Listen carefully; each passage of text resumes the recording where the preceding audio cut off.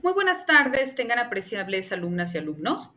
Es un placer para su servidora en esta ocasión poder llevar a cabo nuestra segunda cápsula informativa, en donde abordaremos el tema relativo a la pobreza y propiamente los derechos humanos. Cuando hablamos de los derechos humanos, si bien es cierto, ya tenemos claro que son todos aquellos derechos o son todas aquellas prerrogativas que los estados están obligados a ejecutar o llevar a cabo para que existan acciones tendientes a proteger, a garantizar, a consagrar y a promover los derechos humanos de las personas, con la finalidad de que nosotros tengamos el pleno uso irrestricto de estas facultades que nos son conferidas. Sabemos pues que estos derechos humanos son de manera igualitaria para todos, ¿no? Y en este sentido, bueno, pues es obligación, repito, del Estado generar todas aquellas acciones para que nosotros vayamos a satisfacernos de una manera mucho más amplia. Sin embargo, vemos que esta noción de derechos humanos supone también la protección de la libertad y de la dignidad de todas las personas, con independencia de ser hombres, mujeres, niños, etcétera, en condiciones de igualdad, sin que exista ningún tipo de distinción que tenga como objeto menoscabar la protección de estos, ¿no? Y por ello se dice que su alcance es universal. ¿Por qué? Porque obviamente es para todas las personas en el mundo.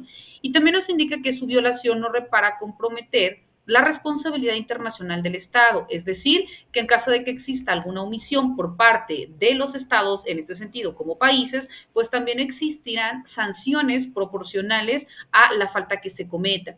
Por ello, cuando nosotros hablamos de esta forma de reconocimiento de libertad, vemos que es un valor. ¿Por qué? Porque existe una forma incontable de generaciones que se han pasado luchando y que siguen haciéndolo en diversas partes del mundo porque no existe esta garantía de manera igualitaria, ¿no? Por ello existen prueba de ello índices de pobreza extrema en todas partes del mundo o en la gran mayoría, ¿verdad?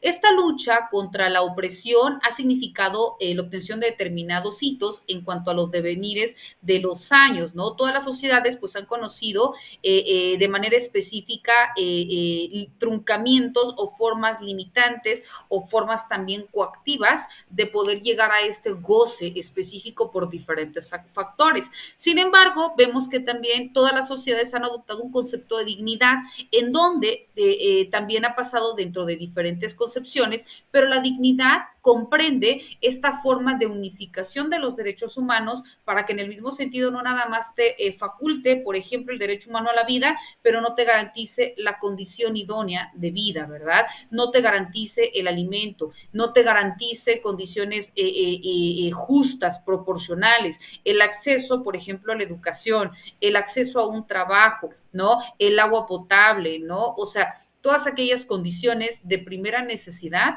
que, repito, existen obligaciones del Estado para que a partir de diferentes actores pues pueda recabar concepto de tributos, ya sea en este caso por tributos o por los impuestos, y los redireccionen los satisfactores más demandantes. En este caso, por ejemplo, combatir la pobreza, ¿no? En zonas en particular. Cuando nosotros hablamos propiamente de estas formas de reconocimiento, pues vemos que al ser la dignidad una unidad en derechos humanos, las declaraciones de derechos pues no fueron o no afectaron una distinción en cuanto a estos derechos protegidos, sino que más bien consagraron derechos civiles, políticos, económicos, sociales y culturales.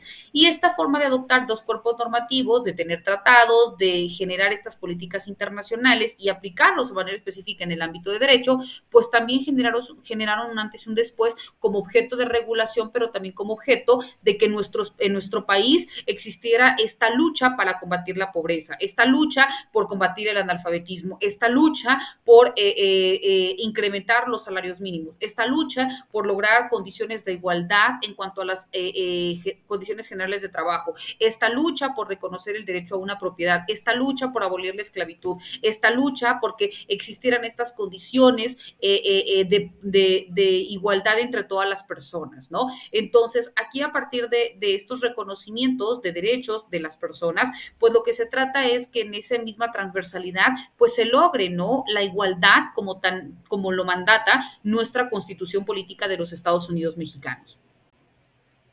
Y al respecto, claro está, a nivel internacional se llevó a cabo una conferencia mundial de derechos humanos, en donde se tocó este tema, ¿no? Por demás importante que es la pobreza. Y de manera muy puntual señala que la pobreza extrema y la exclusión social, pues constituyen un atentado contra la dignidad humana y que urge tomar medidas para comprender mejor la pobreza extrema y también las causas que lo detonan, en específico aquellas que son relacionadas con el problema del desarrollo. Esto para promover en un mayor sentido, pues todas aquellas cuestiones que estén relacionadas con el problema de desarrollo, con la forma de consagrar los derechos humanos de los más pobres y en ese sentido, pues poner fin a la pobreza extrema y a la exclusión social y luego entonces, pues favorecer el goce de estos frutos de progreso social, ¿no? Por tanto, es indispensable que cada uno de los estados, tomando como países, ¿no?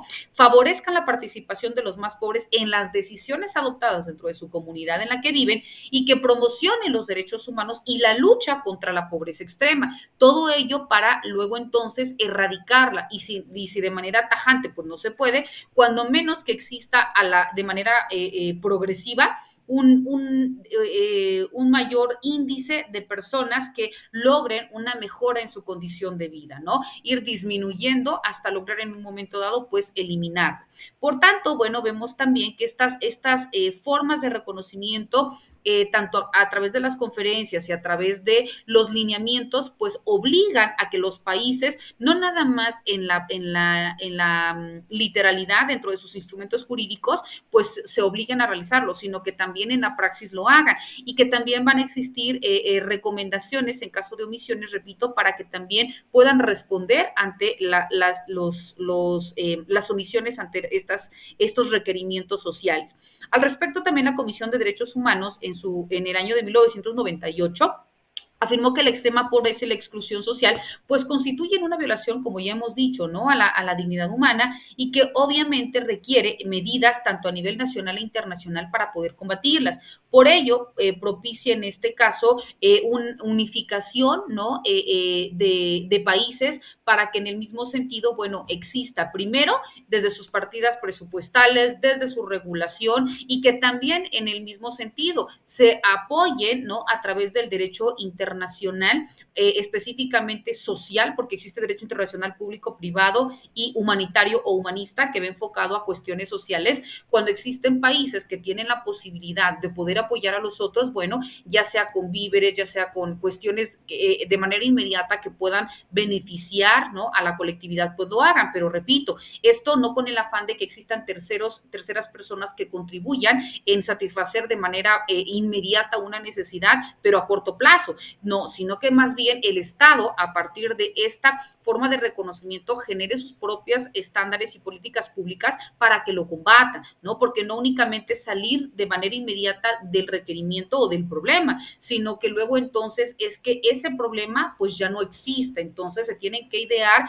acciones, requerir partidas presupuestales, redireccionarlos e identificar cómo se puede combatir todas estas demandas sociales y luego entonces garantizar en condiciones óptimas la igualdad en el goce, ejercicio de los derechos humanos, repito, para que todos lo tengan de manera igualitaria. Bueno, apreciables alumnas y alumnos, vemos que estos y otros temas son los que también veremos de manera muy puntual dentro de nuestras sesiones virtuales, así como también dentro de nuestras cápsulas informativas. Quedando a sus órdenes ante cualquier duda, comentario o participación, les deseo excelente día. Hasta luego.